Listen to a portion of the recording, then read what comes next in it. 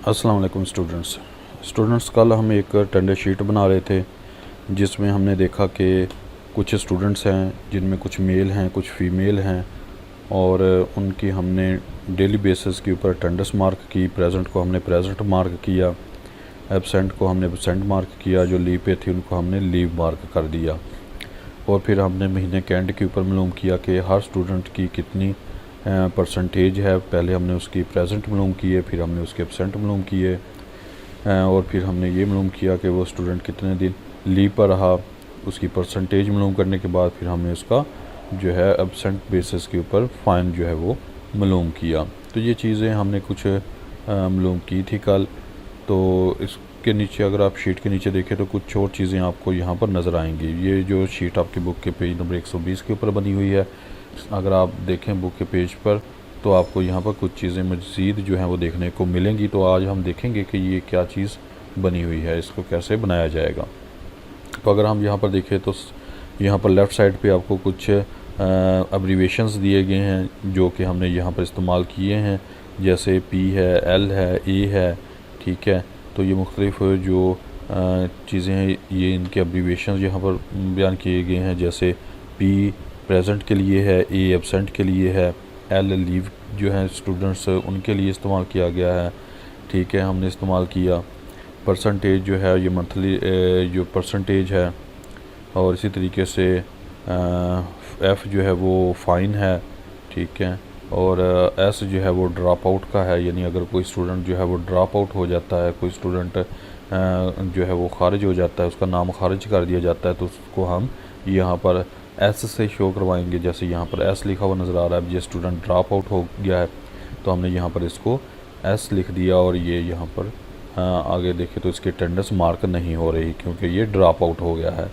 तो किसी को यहाँ पर जो है वो देख के कि ये एस क्या है, इसको देख के यहाँ पर उसको मालूम पड़ जाएगा कि इससे क्या मुराद है कि ये एस जो है वो ड्रॉप आउट के लिए इस्तेमाल किया गया है, ठीक है।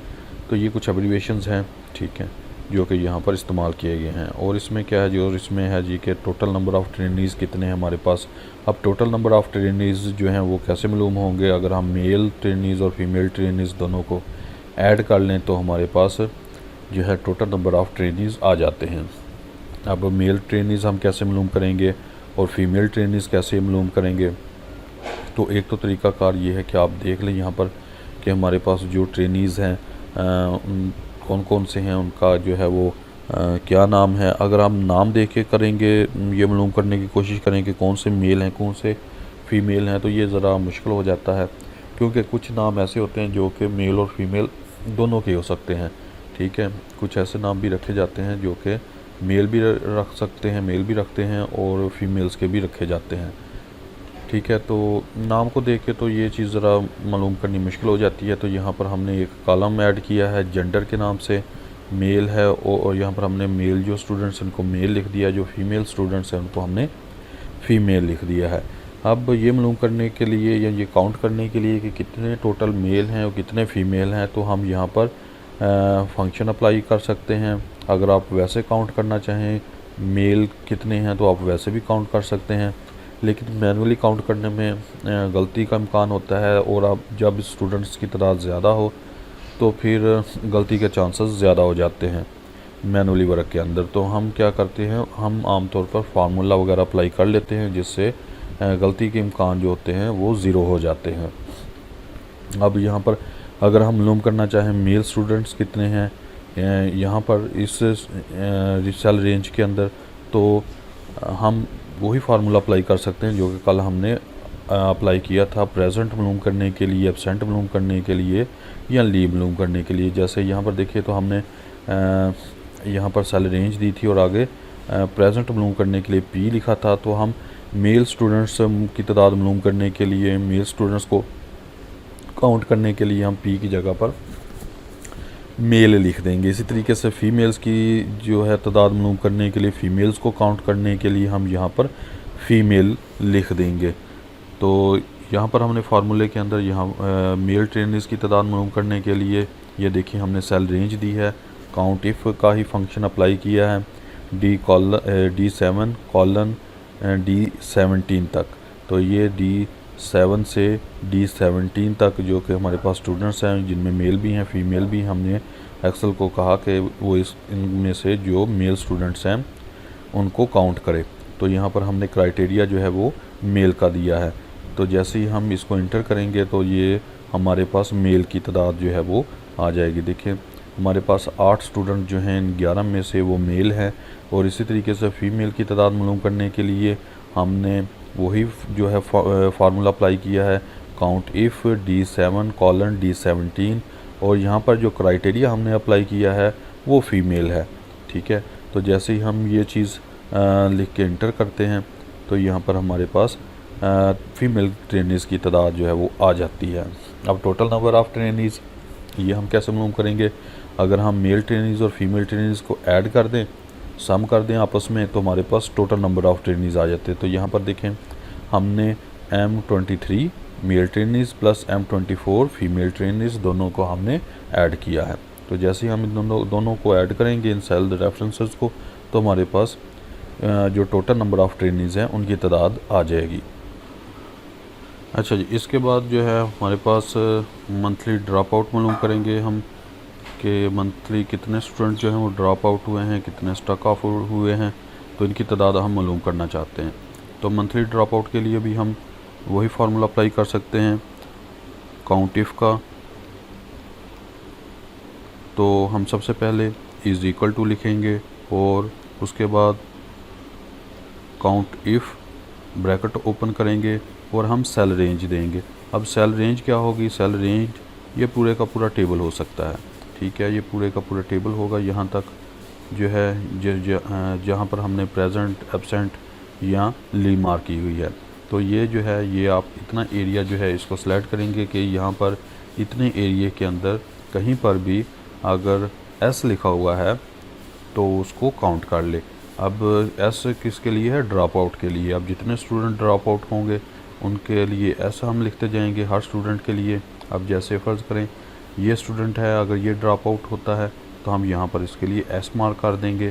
तो वो जितने भी इस एरिए के अंदर एस हैं जो कि ड्रॉप आउट के लिए हैं तो उनको काउंट कर लेगा और हमें बता देगा कि इतने स्टूडेंट जो हैं वो ड्रॉप आउट हो गए हैं। तो ये सेल रेंज हम ये देंगे। और इसके बाद हमारा क्राइटेरिया क्या होगा? हमारा जो क्राइटेरिया होगा वो होगा जी एस, क्योंकि हम इसमें एस काउंट करना चाहते हैं। ब्रैकेट क्लोज़ करेंगे और इंटर कर देंगे। तो ये देखिए इसने हमें बता दिया कि इस टेबल के अंदर एक स्टूडेंट जो है वो ड्रॉप आउट है। अगर हमारे पास कोई एक स्टूडेंट और ड्रॉप आउट हो जाता है, जैसे ये स्टूडेंट ड्रॉप आउट है और हम इन्हें यहाँ पर इसको एस मार्क कर दिया। जैसे ही हम इस स्टूडेंट को एस मार्क करते हैं अब आगे इसकी अटेंडेंस नहीं होगी क्योंकि ये ड्रॉप आउट हो चुका है। तो हम इसको यहाँ पर इसको डिलीट कर देते हैं इसकी प्रेजेंट को। अब देखें यहाँ पर हमारे पास 2 स्टूडेंट ड्रॉप आउट हो चुके हैं। तो जैसे ही 2 स्टूडेंट ड्रॉप आउट होंगे हमारे पास ऑटोमेटिकली यहाँ पर जो है मंथली ड्रॉप आउट के अंदर 2 स्टूडेंट ड्रॉप आउट आ जाएंगे। ठीक है, तो टोटल ड्रॉप आउट कितने होंगे? टोटल ड्रॉप आउट अगर हमारे पास कोई प्रीवियस मंथ के अंदर भी कोई स्टूडेंट ड्रॉप आउट हुए हैं तो हम उसको यहाँ पर ऐड करके लिख देंगे। ठीक है, जैसे इस मंथ के अंदर हमारे पास 2 स्टूडेंट ड्रॉप आउट हैं और अगर कोई प्रीवियस मंथ के अंदर भी कोई स्टूडेंट ड्रॉप आउट हुआ है तो प्लस हम उनकी तादाद या उस सेल का रेफरेंस यहाँ पर दे देंगे। ठीक है, जो कि पिछले मंथ के अंदर या एक से ज़्यादा अगर मंथ हैं पिछले तो उन सब में जितने भी स्टूडेंट ड्रॉप आउट हुए हैं उनकी जो टोटल तादाद है वो हम यहाँ पर लिख देंगे। तो हमारे पास ये टोटल ड्रॉप आउट स्टूडेंट्स आ जाएंगे। लेकिन अभी हमारे पास अगर प्रीवियस मंथ कोई नहीं है तो हम सिर्फ इसी सेल का रेफरेंस देंगे, ये जो मंथली ड्रॉप आउट वाला है, और यहाँ पर हमारे पास टोटल ड्रॉप आउट आ जाएंगे। तो यहाँ पर टोटल ड्रॉप आउट 2 ही हैं क्योंकि अभी ये फर्स्ट मंथ है। और जैसे जैसे ये आगे चलता जाएगा इसमें अगर अगले मंथ के अंदर कोई स्टूडेंट ड्रॉप आउट होता है तो इसमें ऐड होते जाएंगे। अच्छा जी, उसके बाद है जी करंट मंथ वर्किंग डेज़। तो करंट मंथ वर्किंग डेज़ हम कैसे मालूम करेंगे? करंट मंथ वर्किंग डेज़ बिल्कुल हम वही फार्मूला जो कि हमने कल लगाया था काउंटा का वो हम अप्लाई कर देंगे। ठीक है, और सेल रेंज दे देंगे काउंटा यहाँ पर हमने फंक्शन अप्लाई किया, उसके बाद हमने सेल रेंज दे दी और जैसे ही हम इंटर करेंगे तो हमारे पास जो है टोटल मंथ वर्किंग डेज जो करंट मंथ वर्किंग डेज जो हैं वो आ जाएंगे, यानी इस माह में कितने दिन जो है वो काम हुआ। और इसी तरीके से अगर हम करंट मंथ वर्किंग आवर्स मालूम करना चाहें तो वो भी हम मालूम कर सकते हैं। जैसे अगर हमारे पास 23 दिन काम हुआ है तो हम सेल का रेफरेंस इस्तेमाल कर रहे हैं, उसको मल्टीप्लाई कर दें कि जितने आवर्स एक दिन के अंदर काम हुआ। फ़र्ज़ करें हमारे पास एक दिन के अंदर 7 आवर्स काम होता है, 7 आवर्स की आपकी एक क्लास होती है, 7 घंटे की अगर क्लास होती है तो इसको मल्टीप्लाई कर देते हैं 7 के साथ। तो जैसे ही हम इंटर करते हैं हमारे पास यहाँ पर करंट मंथ वर्किंग आवर्स आ जाएंगे। इसके बाद total number of working days हैं। टोटल वर्किंग डेज़ कितने होंगे इस माह के वर्किंग डेज़, अगर प्रीवियस मंथ के वर्किंग डेज़ हैं उनको हम मिला लें तो यहाँ पर हमारे पास टोटल वर्किंग डेज़ आ जाते हैं। क्योंकि ये हमारा फर्स्ट मंथ है तो यहाँ पर हमारे वर्किंग डेज़ वही रहेंगे जो इस माह के वर्किंग डेज़ हैं। तो यहाँ पर 23 हैं तो हम यहाँ पर 23 ही लिख लेते हैं। और अगर इसमें अगले माह के अंदर हम जाके ये शीट बनाते हैं तो इस माह के जो वर्किंग डेज़ हैं प्लस दूसरे माह के वर्किंग डेज़ जो हैं वो ऐड करके हम यहाँ पर लिखते जाएंगे। तो टोटल वर्किंग डे यहाँ पर हमारे पास आते जाएंगे। तो टोटल वर्किंग आवर्स कितने हुए, टोटल वर्किंग आवर्स जो हमारे पास टोटल वर्किंग डेज़ हैं उनको हम मल्टीप्लाई कर लेंगे जितने आवर्स एक दिन में काम हुआ। तो यहाँ पर हम मल्टीप्लाई कर देते हैं 7 के साथ उसी तरीके से। तो हमारे पास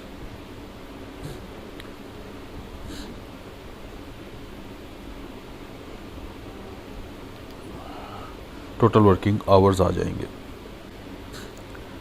अच्छा, उसके बाद ट्रेनीज़ मंथली अटेंडेंस ऑब्टेन्ड है कि कितनी अटेंडेंस जो है इस माह की जो है वो रही है। तो ये हमारे पास जो है वो प्रेजेंट जितने भी स्टूडेंट प्रेजेंट हुए हैं रोज़ाना की बेसिस के ऊपर इसको हम जो है वो ऐड कर लेंगे तो हमारे पास जो है वो ट्रेनीज़ मंथली अटेंडेंस जो है वो आ जाएगी। अब जैसे यहाँ पर पहले दिन जो है 1 तारीख को 9 स्टूडेंट प्रेजेंट थे, दूसरी तारीख को भी 9 स्टूडेंट थे और इसी तरीके से ये जो नंबर ऑफ़ प्रेजेंट है रोज़ाना की बेसिस पे जो हमने मालूम किए थे इन सब को हम ऐड कर देंगे, इन सब को हम सम कर देंगे तो हमारे पास जो है वो ट्रेनीज़ मंथली अटेंडेंस जो है वो मालूम हो जाएगी।